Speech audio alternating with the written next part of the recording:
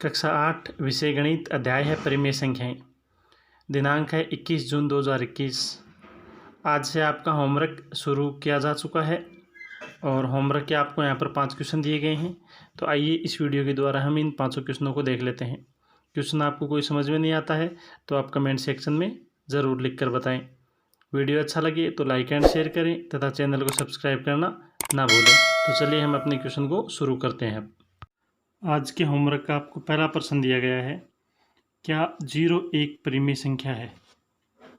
तो इसका हल हम लिखेंगे, हाँ 0 एक परिमेय संख्या है, क्योंकि इसको p/q के रूप में हम लिख सकते हैं। जैसे 0 है, 0 के बट्टा में हम 2 लगा दिया तो ये p हो गया और ये क्या हो गया, q हो गया। तो इसको p/q के रूप में लिखा जा सकता है। अतः 0/2 एक क्या हो गई, परिमेय संख्या हो गई। दूसरा प्रश्न आपको यहाँ पर दिया गया है, क्या -7/0 एक परिमेय संख्या है? तो हम यहाँ पर लिखेंगे नहीं, -7/0 एक परिमेय संख्या नहीं है। क्यों नहीं है? क्योंकि -7/0 जो है ये p/q की फॉर्म में तो है। p -7 हो गया, q हो गया 0। लेकिन जब परिमेय संख्या की हम परिभाषा लिखते हैं तो इसमें क्या आता है कि ऐसी संख्या जिसको p/q के रूप में लिख सकें, पर q जो है वो 0 नहीं होना चाहिए, यानी q का मान 0 के बराबर नहीं होना चाहिए। क्यों नहीं होना चाहिए? क्योंकि किसी भी संख्या के भाग में जब 0 आ जाएगा, जैसे मान लो 5 है, 5 में हमने 0 का भाग दे दिया तो ये इसका मान जो आएगा वो आएगा अनंत, और अनंत जो होता है वो परिमेय संख्या नहीं होती। अतः हम क्या लिखेंगे कि -7/0 एक परिमेय संख्या नहीं है। प्रश्न संख्या 3 आपको यहाँ पर दिया गया है, 4/7 + 7/9 को हल करने पर जो संख्या प्राप्त होगी वह भी एक, फिर खालिस्तान दे रखा है तो खालिस्तान में आएगा परिमेय संख्या होगी। यह परिमेय संख्या का फिर खालिस्तान है समवर्त गुणधर्म कहलाता है। तो देखिए समवर्त गुणधर्म क्या होता है, कोई भी, जैसे मैंने दो संख्याएं लिखी हैं 4/7 और 7/9, ये दोनों संख्याएं हैं, इनको हम जोड़ते हैं। जोड़ने पर सबसे पहले हम इसका क्या लेंगे, लघुत्तम लेंगे। 9 और 7 का लघुत्तम आएगा 63, 7 का भाग देंगे 63 में 9 बार, 9 को 4 से गुणा करेंगे तो 36, प्लस 9 का भाग देंगे 63 में 7 बार, 7 को 7 से गुणा करेंगे तो 49। और जब दोनों को जोड़ते हैं तो कितना आएगा, 9 और 6 15, 4 3 7 और 85/63 यानी 85/63। ये p/q की फॉर्म में हो गया।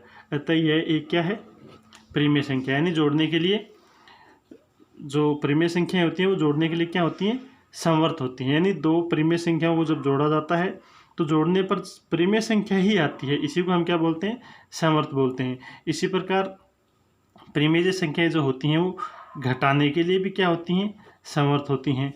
गुणा के लिए भी क्या होती हैं, समवर्त होती हैं, परंतु भाग के लिए समवर्त नहीं होती। ये ध्यान में रखना कि परिमेय संख्याएं जो होती हैं वो जोड़ने के लिए, जैसे हमने यहाँ पर जोड़ा है परिमेय संख्या यही है, जोड़ने के लिए क्या होती हैं, समवर्त होती हैं।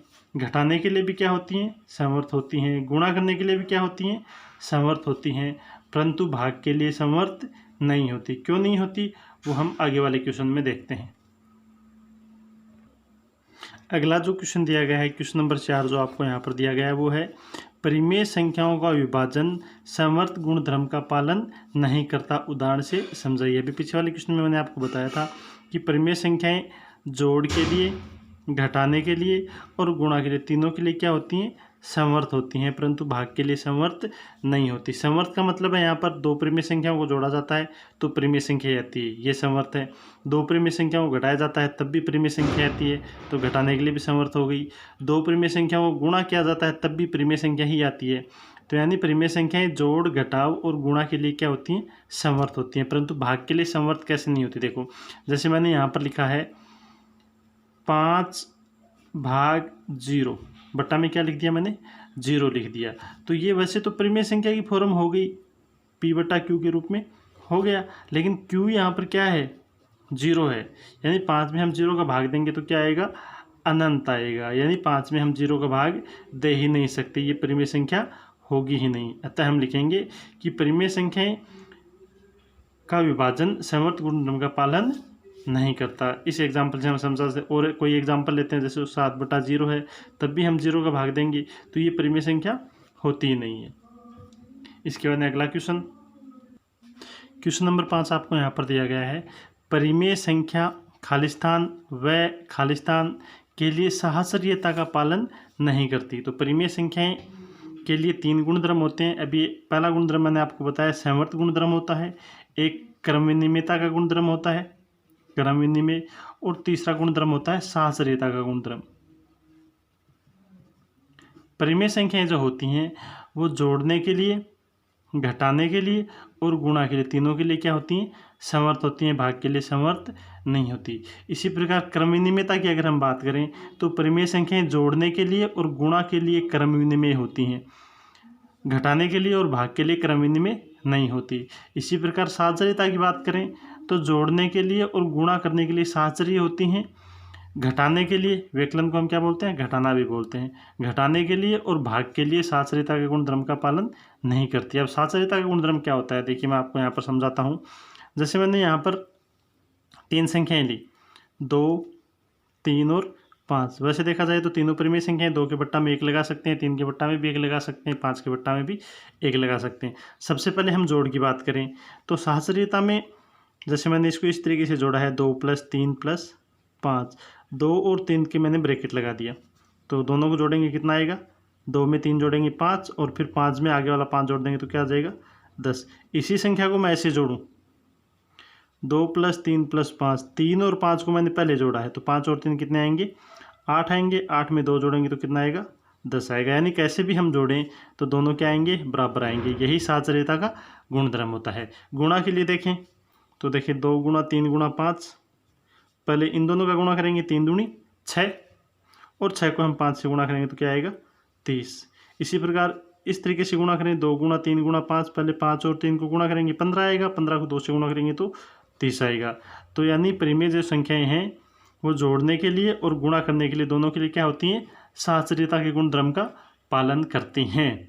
अब घटाने के लिए बात करें, हम घटाने के लिए देखते हैं तो यही संख्या है तो हम घटाते हैं 2 - 3 - 5। पहले हम 2 में से 3 घटाएंगे तो कितना बचेगा? -1 बचेगा, और बाद में क्या है? -5, तो कितना हो गया? ये -6 हो गया। अब मैं दूसरे तरीके से घटाता हूँ, आगे वाले दोनों को घटाते हैं हम सबसे पहले। तो ये तो 2 है, फिर माइनस है, 3 में से 5 घटाएंगे तो क्या आएगा? -2 आएगा। अब यहाँ पर देखिए ये माइनस और ये माइनस दोनों टकरा के क्या हो जाएंगे? प्लस। तो ये क्या हो गया? 2 + 2 यानी 4। तो इस तरीके से हमने किया तो ये आ रहा है -6, और इस तरीके से हमने घटाया तो ये क्या आ रहा है? 4, यानी दोनों बराबर नहीं है। तो ये घटाने के लिए सहस्रीय के गुणधर्म का पालन नहीं करती। इसी प्रकार भाग के लिए भी हम करके देख सकते हैं कि भाग के लिए भी सहस्रीय के गुणधर्म का पालन नहीं होता। तो आज के होमवर्क के ये 5 क्वेश्चन थे। इस तरीके से आपको ये 5 क्वेश्चन करने हैं। क्वेश्चन समझ में नहीं आता तो आप कमेंट सेक्शन में ज़रूर बताएं। धन्यवाद।